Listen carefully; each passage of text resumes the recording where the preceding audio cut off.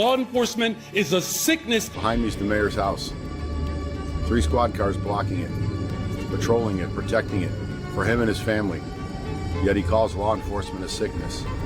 What a hypocrite. Stefan Sev from Austria, previously convicted of sexual assault, currently charged with murder, rape, or sexual abuse of a minor. Mr. Johnson, you attended an event in 2020.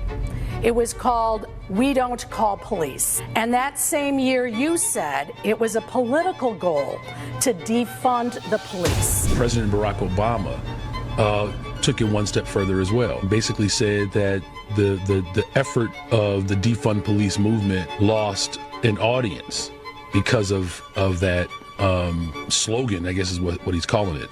Which I don't look at it as a slogan. It's an actual real political goal. So, Mr. Johnson, what do you say to Chicagoans who do want more officers in their neighborhoods? The fact of the matter is we are driving violence down on this city, and we're using every single resource that's available to us.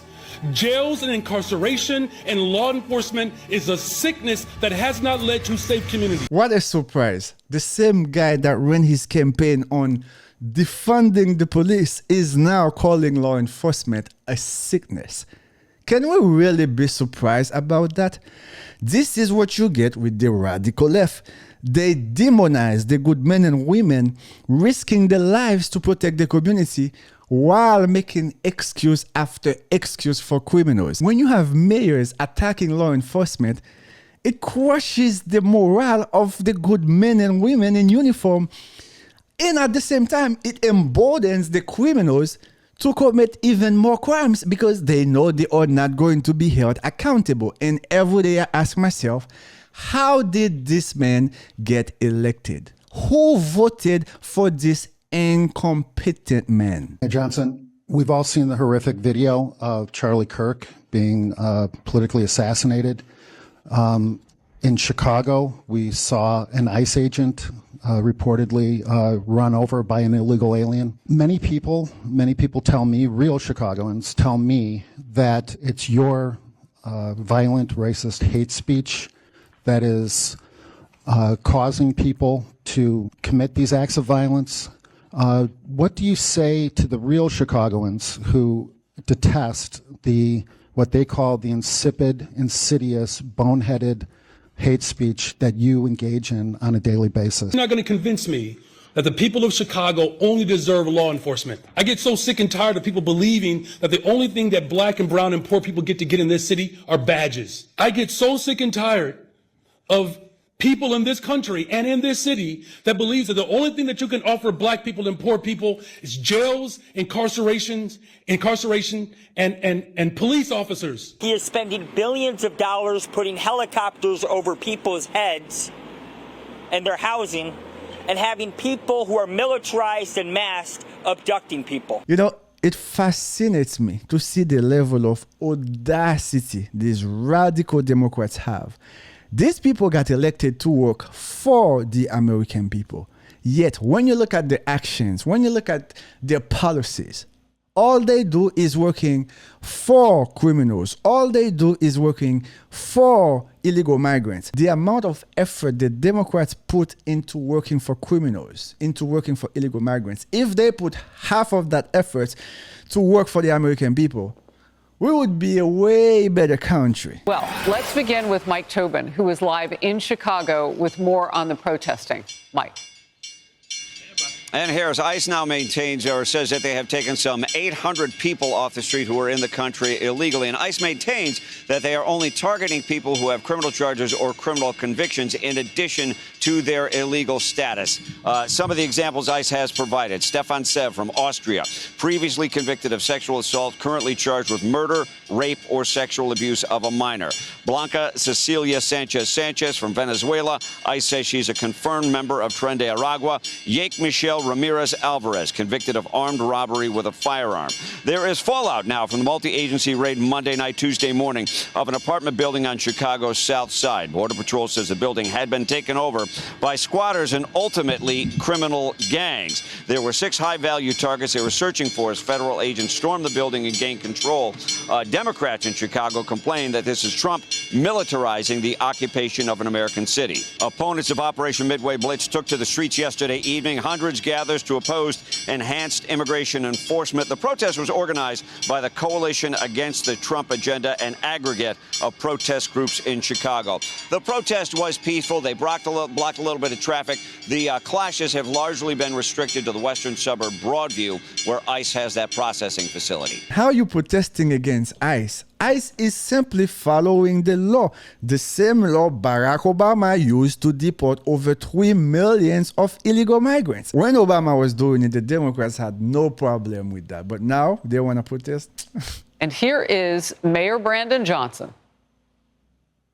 This is not about safety. This is not about immigration. This is about fomenting chaos and terrorizing the people of Chicago and cities across America. This is absolutely appalling. This president is an unstable human being, and it's right for this moment to check him. And we're calling on Congress to do its job.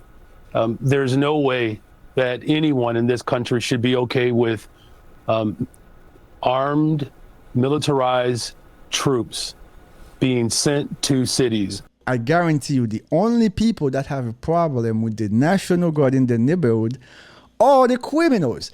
Why would you have a problem with the National Guard in your neighborhood? Imagine it's 9 p.m., you're walking in the streets.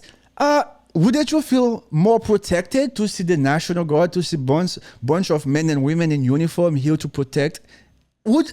Why would that bother you? And the same mayor that is opposing the National Guard is the same man that has over 100 people protecting him. The irony. This man is saying Chicago does not have a crime problem. Everything is good. At the same time, he has 100 people protecting him, protecting his family. I think they're still using a playbook from the 1960s where if they spin it, then it's true. I mean, the bottom line is people know what they're living through. Let's talk about safety, whether it's with people who are here illegally or just some of the crazy people that we encounter on our streets. We know how we feel. Now, the mayor can go on TV and say, well, crime is down 30%. Well, that's great on paper. But when you hear that 58 people were shot in 3 days in Chicago, that's a whole different story. That really happened in Chicago. Those people in those neighborhoods know how they feel. Right. They want to feel safe. They want to walk to their church. They want to walk to their kids to school. But if they're worried that they're going to be the victim of random violence, even though the mayor claims the numbers are better and it's the safest it's been since the 1960s, they don't feel that way. It's perception.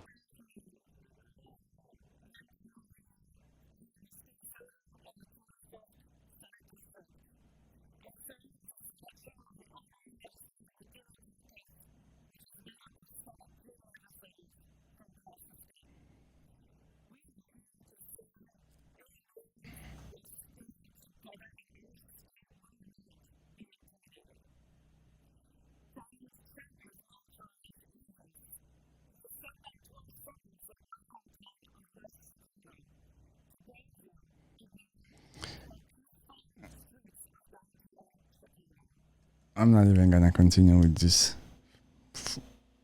foolishness. Let me say this, guys. Now that's gonna sound weird coming from an immigrant, but I mean it. We have to be very careful on the immigration policies, because if we simply just have open borders, America will become the third world country. So there's a reason why these countries are in poverty. There's a reason why all these countries have a lot of crimes. It's not the country, it's the people. So if you just open your border and you let everybody in, Now you become the third world country. So that's why we have to be very careful. Yes, of course, I'm for immigration, but I'm for immigration people, good citizen that's going to come here and work hard. Not people that's going to come here and then want the government to take care of you. What? So you just got here and then now you want government assistance? You know, so anyway, I'm not going to continue with that. That will be for a different video. Anyway, as always, thanks for watching, guys. If you have not subscribed, go ahead and hit that subscribe button as I continue to bring more, but most importantly, better content and call out all the nonsense from woke radical mayor from the left lunatic. Call out all the PG-13. I'm not gonna say the word. Anyway, as always, may God bless you. May God bless the United States of America. Hit the subscribe button. Leave a comment. Let me know what you think. Let me know what you think. Even the bad comments sometimes, they make me laugh, you know, when people remind me of my accent. But a lot of you, I've been seeing a lot of your comments. Some people saying they like my accent, you know, so I appreciate it. I appreciate it. As long as my wife doesn't see those comments, we are good. Anyway, stay safe, stay blessed, and then I'll see you in the next video.